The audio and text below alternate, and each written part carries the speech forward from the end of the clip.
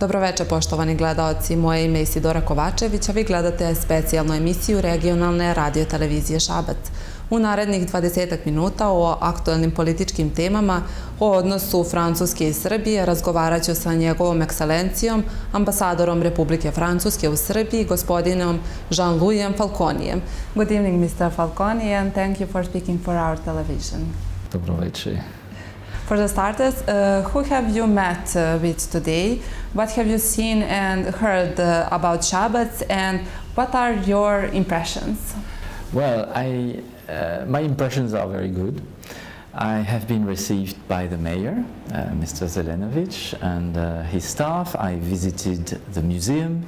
I visited also the association Caritas, who is doing some social work for disabled people. I visited the fortress, which is a very old part of the town, and with the projects, and not even the projects, but already the realization to create a great park around the fortress. And I think I've been quite impressed. We went to the city center. There is a very nice walking place. There are some very nice projects, and it gave me the feeling of a rather, I should say, welcoming and peaceful city. So my impression is very good. How does Šabac seem to you in comparison with the other cities in Serbia than you have visited? Well, it's difficult to compare because, as I've been told, every city in Serbia wants to avail itself of having been the first for something. And then when I visited the museum today, I've been told that the first piano in Serbia came to Šabac first. So, I mean, there are a lot of specificities in all cities, but I think here also we have a special relationship perhaps with France. There is the writer Stanislav Vinaver, who translated, I mean, he was a European in these days, speaking several European languages, and who translated some French book by Rabelais. And there is also, like very often in Serbia, the memory of a very strong history with France, and the city has been rewarded by the War Cross in 1920 because the very strong resistance during, and unfortunately massacres, happened at the beginning of the First War here. So, I mean, there are a lot of specificities, but my impression is very good. And also the idea that the city is turned to the future, turned to, environmental friendly projects like the one and the park around the fortress on the benefit of citizens. How would you describe the political and economic relations between Serbia and France? So, it's a long history because this week I celebrated in the French embassy with a lot of friends from Serbia the 180 years of the creation of the diplomatic relations between Serbia and France. So 180, starting in 1839 with a French consul arriving here in the country. And it's even longer than that because already in the 14th century we had a French queen marrying a Serbian king. But I would say that, of course, one of the moments that we can never forget was the friendship during the First World War. There have been ups and downs since, but I think that our President Macron sincerely wanted to have France back in this country, to have European Union, which he really very much favors, more present here. And his visit in July last year was really a kind of trigger of a more intensive relation in economic field, in cultural field, in political field. We had several ministers who have been here since July last year. We have the Minister of Defense, we have more intensive cooperation between the universities, we have more French company, there has been the opening of a shop, a very popular one called Decathlon. We have more tourists from France coming here, and there was the inauguration of a big tourism fair in Belgrade, where on this occasion a new guide from Michelin on Belgrade was issued.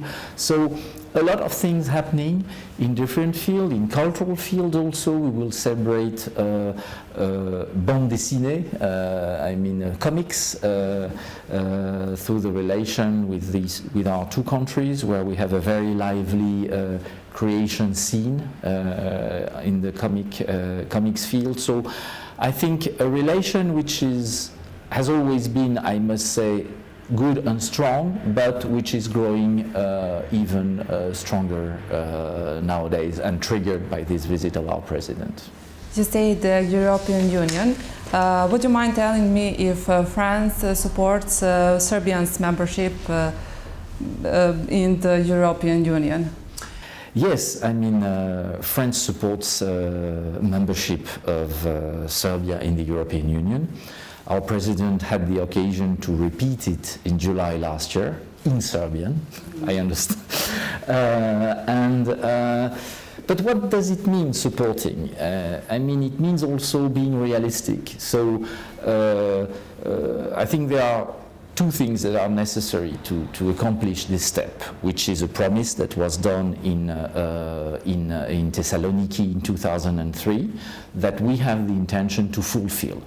But perhaps to create more taste, more appetite from people here in Serbia for joining EU, which means having a renewed mechanism to get into EU, which will earlier, stronger benefits, for instance, for an acceding country like Serbia. So it will be more obvious for students, for people in the economy, for people in the agriculture, what it means to be part, to go closer to the EU and have more realizations, concrete realizations, exchange of students, for instance. That's one thing.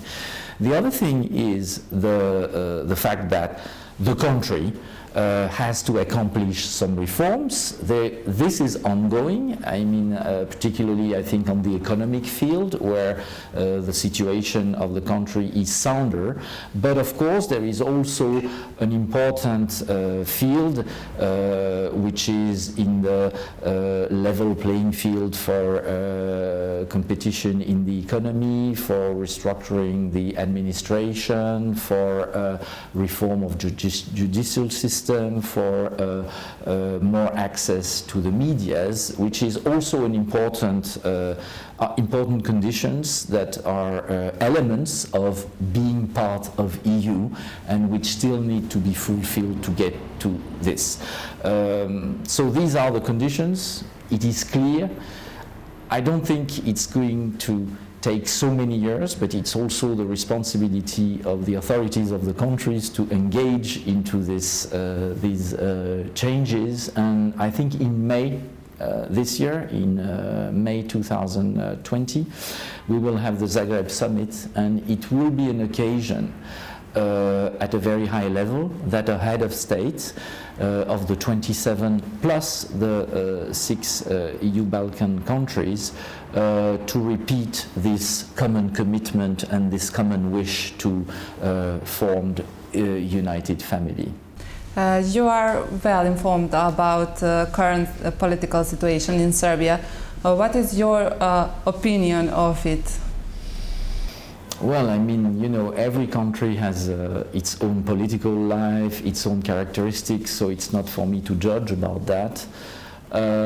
What I get from the reading, what I'm explained about the reading of the newspapers is, of course, I see in the run-up to the elections, which will be the general elections and city elections, which will take place in April, a very strong polarization of the country, not necessarily embodied by debate on different projects for the country, but on the functioning of the political life and democratic life in Serbia. And what I notice is that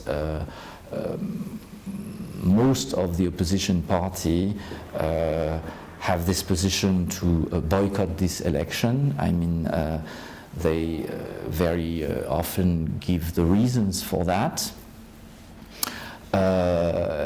I must say I respect that, but one of the challenge, of course, is from elections is also to offer the voters a variety of choices in order precisely for the political debate to take place in the institutional framework. And in my view, as French, this would be the parliament, which means that you would have to be present in the parliament, and to be present in the parliament you have to participate in the elections.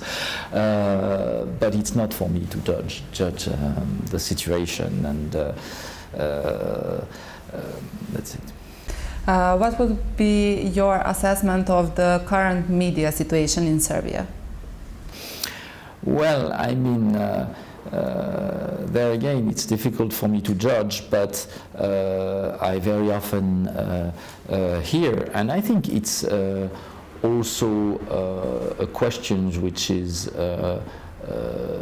heard by the authorities, that the access to media, I mean national medias and particularly public TV, would be made more easy for the opposition.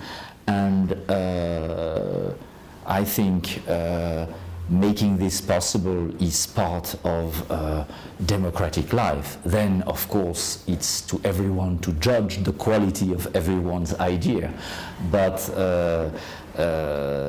in order to reach this, people need to be in a position to express themselves without any constraint or difficulty. So I think, and I think everybody is aware of that certainly general access of media, particularly national TV, could be improved. How do you comment on so-called brain drain and the fact that a great number of young people is leaving Serbia, and in general economic or political migration? How could the quality of life in Serbia be improved so that people do not leave it? Well, I think the economic growth generally solves a lot of problems. And if there is employment, if there is benefit, if there is prospect for the future, these are the better conditions to prepare the future of the country. I think there are improvements done. I mean, the average wage is increasing. The public financing are sound. We have foreign investment in this country that create jobs, or at least I know that the French foreign investment create jobs for the Serbian people because they hire people here. So these are elements that can help having people from Serbia who are generally very well qualified to keep them in the country. But of course, I mean, the question is how far and how quickly this goes compared to the benefit that the same people can have when they leave the country.